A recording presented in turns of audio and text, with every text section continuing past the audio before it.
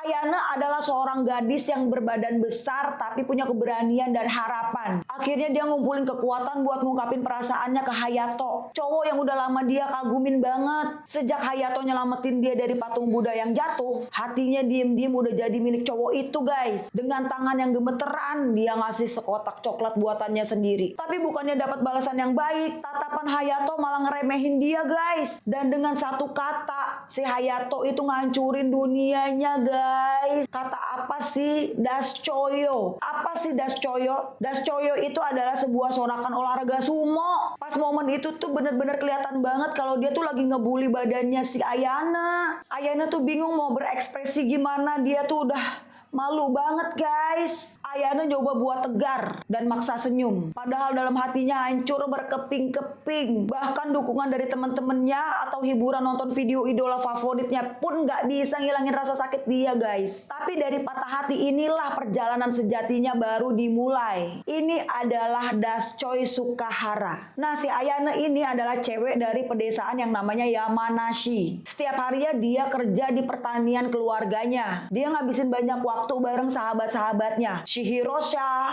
Akiha, Soi, dan Haron Nakamori. Mereka itu punya nama geng guys. Nama gengnya 4 Gemoy. Biarpun mereka nggak terlalu diperhatiin di sekolah, tapi persahabatan mereka kuat banget dan mereka saling ngedukung. Tapi setelah diejek si Hayato, Ayane ngerasa malu banget, terus patah hati banget guys. Dia lari ngumpet di kamar mandi sekolah. Nah, saat itulah si Shina datang bawa ide. Gimana kalau mereka pergi ke Tokyo buat perawatan kecantikan. Awalnya si Ayana ragu apa itu bakal ngerubah keadaan. Tapi karena dipaksa terus sama si Shina, dia akhirnya setuju. Mereka pergi ke salonnya si Karata di Tokyo yang berkelas banget gitu guys. Si Ayana nih ngerasa gugup terus gak nyaman gitu. Dia sempat ragu apa dia pantas ada di situ. Tapi karena si Karata ini ramah banget, jadi si Ayana jadi rileks. Nah, pas perawatan dimulai, si Ayana nih mulai sadar kalau perubahan yang sebenarnya itu tuh sebenarnya bukan penampilan aja, tapi soal belajar mencintai diri sendiri. Nah, bertahun-tahun setelah lulus, si Ayana akhirnya pergi ke Italia buat kerja. Negara yang terkenal sama coklat berkualitasnya. Dia dapat kerja di toko coklat lokal dan bisa nyicipin cemilan enak tiap hari. Untuk pertama kalinya nggak ada yang ngebully badannya atau manggil dia Doscai. Dia tinggal di rumah yang nyaman bareng Fred. Si Fred ini seorang penata rias yang kenalin dia ke dunia yoga,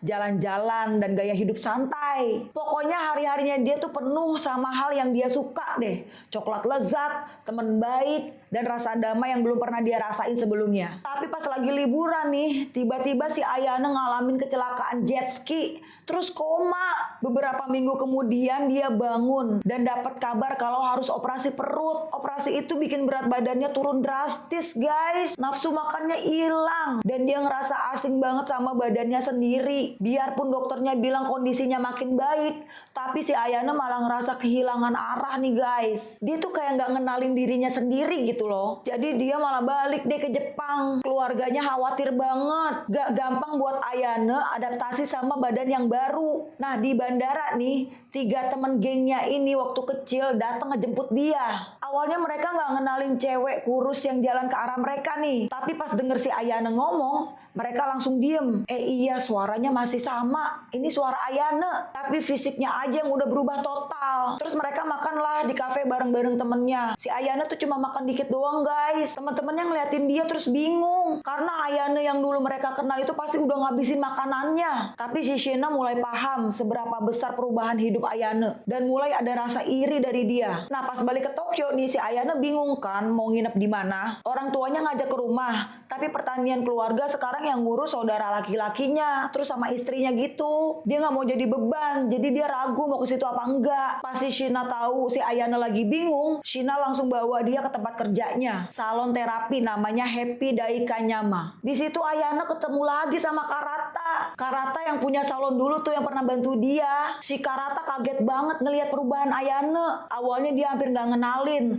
tapi pas Shina ngejelasin, Karata mulai paham. Si Shina bilang Ayana itu dulu peternak sapi perah terbaik di Jepang dan tangannya punya keajaiban. Dia yakin tangan yang sama itu bisa bawa penyembuhan luar biasa buat terapi di situ. Si Ayana masih diem aja nih, dia ragu-ragu. Tapi Karata bisa ngelihat ada semangat di dalam dirinya si Ayana. Nah, salon itu punya klien-klien penting yang sangat ngejaga privacy. Nah, pas banget nih. Nah, sosok Ayana yang tenang, terus sentuhan lembutnya mungkin emang yang mereka butuhin nih kayaknya. Akhirnya dia ditawarin magang. Pelan-pelan instingnya si Ayana nih mulai balik, guys. Pengalaman tahunan di pertanian bikin tangannya jago buat nenangin orang. Nah, bener kan? Gak lama kemudian klien-klien semuanya manggil dia dengan tangan Tuhan. Tuh, julukannya jadi tangan Tuhan. Tapi meskipun hidupnya udah berubah banyak, si Ayana tetap selalu bawa coklat di kantongnya.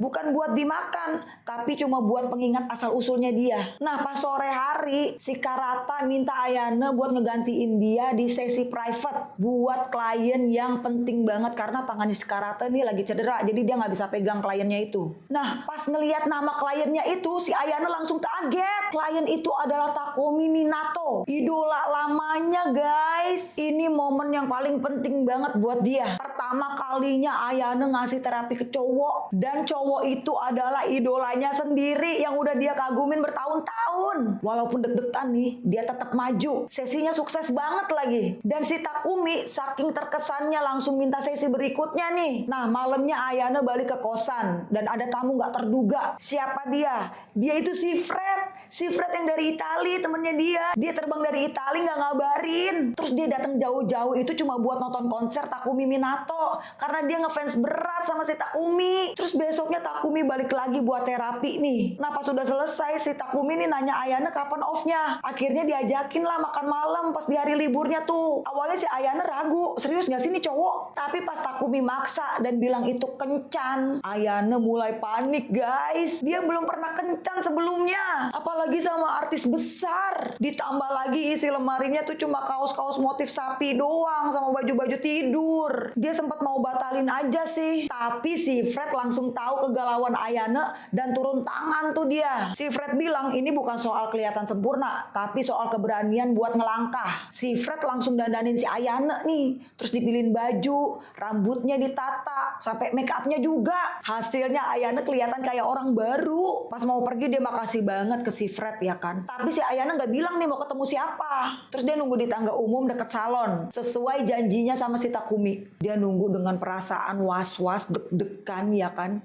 Mikir jangan-jangan ini cuma bercanda. Terus Takumi dateng, beneran dateng, guys. Mereka jalan bareng. Dan Ayana nyoba jaga jarak karena takut diomongin orang gitu. Tapi Takumi malah ngegandeng tangannya Ayana. Dia nunjukin kalau dia gak peduli sama omongan orang ya kan. Sampailah mereka di restoran. Restorannya mewah banget. Dan Ayana seneng banget. Dia tuh ngerasa kayak mimpi gitu. Terus tiba-tiba ada notifikasi game nih di HP-nya Takumi. Si Ayana kira itu dari HP-nya. Ternyata dari HP Takumi. Mereka ketawa pas tahu ternyata mereka main game yang sama. Terus pas Takumi tahu levelnya Ayana udah 900, dia makin kaget. Dan ternyata mereka tuh temenan di aplikasi itu, guys. Si Takumi bilang kalau dia tuh pernah ngirim daun semanggi. Nah, itu tandanya dia mau ketemu lagi. Malam itu seru banget deh pokoknya. Mereka bercanda, terus cerita-cerita. Buat pertama kalinya nih si Ayana ngerasa jadi dirinya sendiri, terus dipahamin gitu. Bukan cuma sebagai fans doang. Udah tuh setelah makan malam, Ayana masih ragu nih. Kenapa cowok kayak Takumi mau sama dia? Tapi si Takumi bilang ya udah sih nggak usah bingung. Karena waktunya mereka ini buat Takumi tuh berharga banget. Udah deh, Ayana balik ke kosan, terus dia kesenangan sendiri gitu.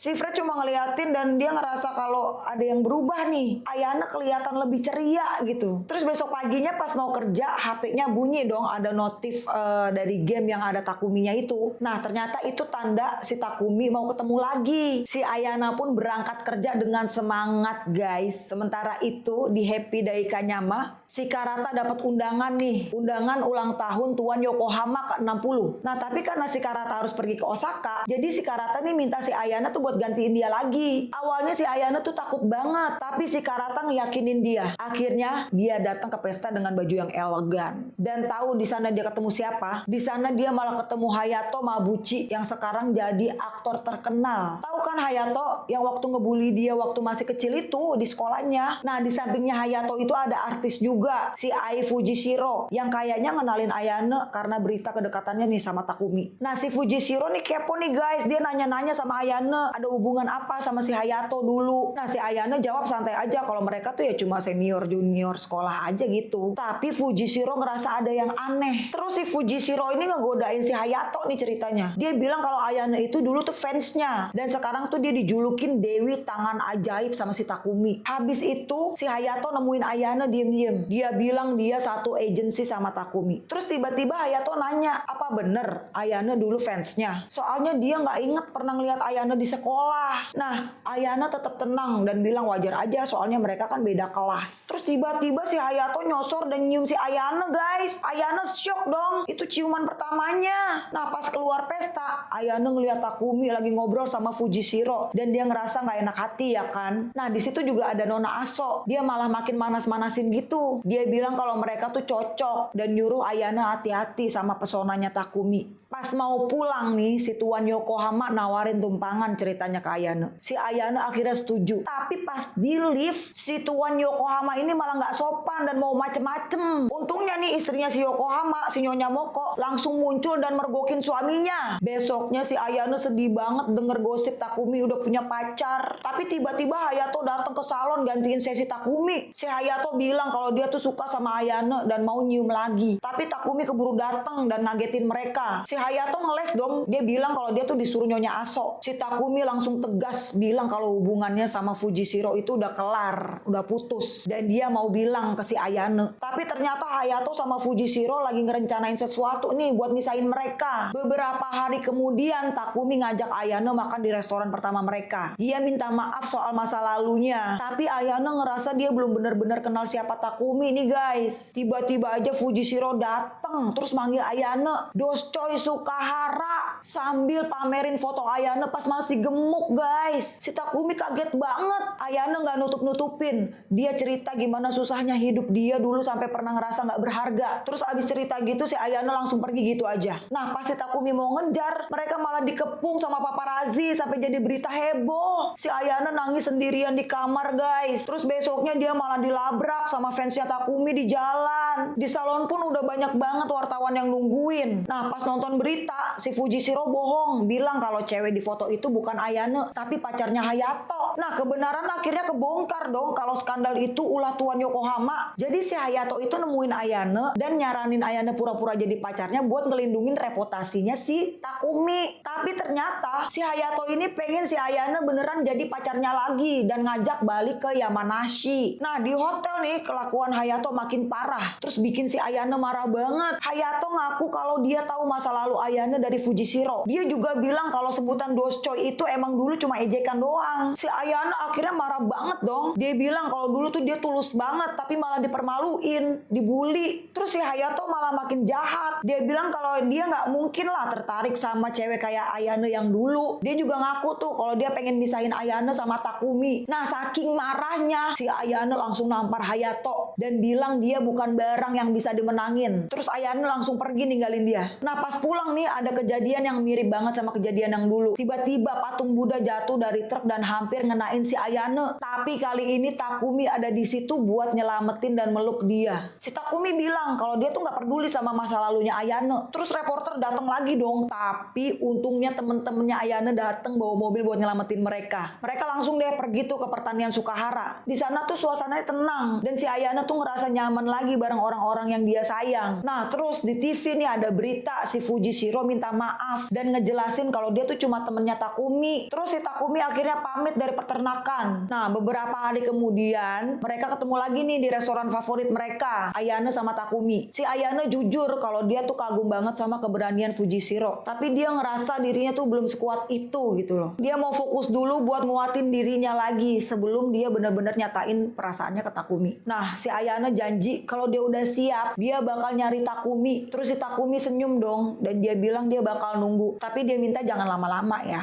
Udah deh tamat. Jadi pesan moralnya nih, jangan ngebiarin bulian atau masalah besar ngerusak hari-hari kamu. Karena gimana pun juga kalian bakal nemuin kebahagiaan kalian sendiri. Makan coklat sepuasnya, ninggalin semua orang yang pernah jahat sama kamu. Udah, jadi gimana? Kalian suka nggak sama film ini? Jangan lupa di like ya.